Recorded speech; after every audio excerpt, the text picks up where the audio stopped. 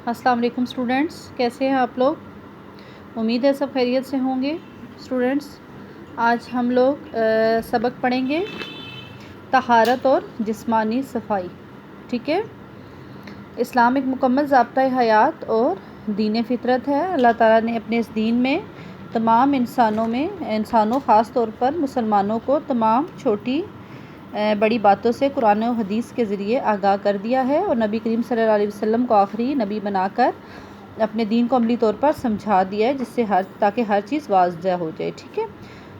तहारत और पाकीज़गी के जो हैं वो हमें जो है वो बुनियादी असूल बताए गए हैं और इस पर एक आयत कुरानी और एक हदीस पर ही हम इक्तफ़ा करेंगे। इरशाद रब्बानी है, अपने कपड़ों को पाक रख और नापाकी से दूर रह। यहाँ पे तहारत और जिस्मानी सफाई के बारे में देखें कुरान पाक में बयान किया गया है और ताकीद की गई है कि कपड़ों को पाक और साफ़ रखना चाहिए और नापाकी से दूर रहना चाहिए। नबी करीम सल्लल्लाहु अलैहि वसल्लम का फरमान है, तहारत और पाकीज़गी ईमान का हिस्सा है। ठीक है, यानी हमारा ईमान तहारत और पाकीज़गी के बग़ैर नामुकम्मल रहता है। अब तहारत के तरीके बताए गए। तहारत में जो है वो दो चीज़ें शामिल हैं, वज़ू और गुस्ल। ठीक है। सबसे पहले जो है वज़ू के फ़राइज़ बताए गए हैं हमें। वज़ू के 4 फ़राइज़ हैं। ये याद रखने वाली बात है बेटा, आप लोगों ने याद रखनी है। कितने फ़राइज़ हैं? 4। कौन कौन से हैं मैं अब आपको बताऊंगी। नंबर 1, चेहरे को धोना, कोहनियों समेत हाथों को धोना, सर का मसा करना, टखनों समेत पाँव धोना। यानी ये 4 फ़राइज़ हैं जिनके बग़ैर हमारा वज़ू जो है वो मुकम्मल नहीं होता। ठीक है। अब आते हैं हम इसके तरीके की तरफ। तरीका आप सबको पता है, मैं एक बार फिर बता दूंगी। जो मसनून तरीका वो ये है, अच्छी तरह हाथों को धोना, 3 बार कुल्ली करना, 3 बार नाक में अच्छी तरह पानी डालना, चेहरे को पेशानी किसे कहते हैं? माथे को। ठीक है।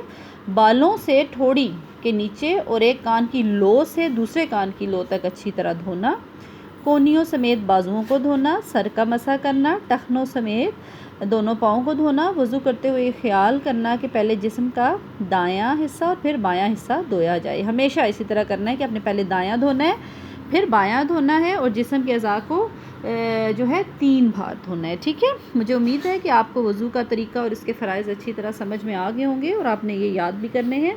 अब आते हैं गुस्ल की तरफ। ठीक है। गुस्ल का मतलब क्या है?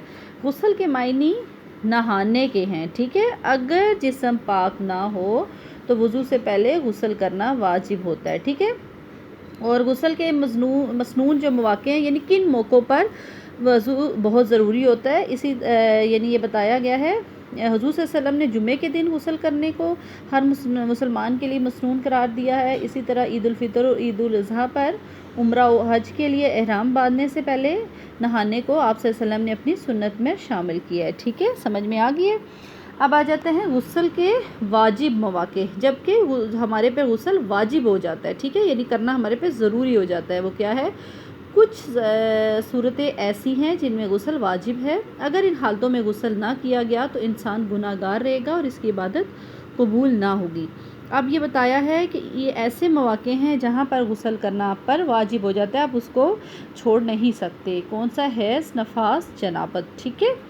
और इसका जो मसनून तरीका है वो भी इसमें बताया गया है। इसको चैप्टर को आपने अच्छी तरह से रीड करना है, इसमें आपको गुस्ल का तरीका भी समझ में आ जाएगा। मैंने इसके गुस्ल के मसनून मौक़े, ठीक है, गुस्ल के वाजिब मौक़े आपको बता दिए। आपको मैंने वज़ू का मसनून तरीका और उसके फ़राइज़ बताए। मुझे उम्मीद है आपको समझ में आया होगा। आपने इसको जो है पूरे सबक को तफसील से पढ़ना है। ठीक है।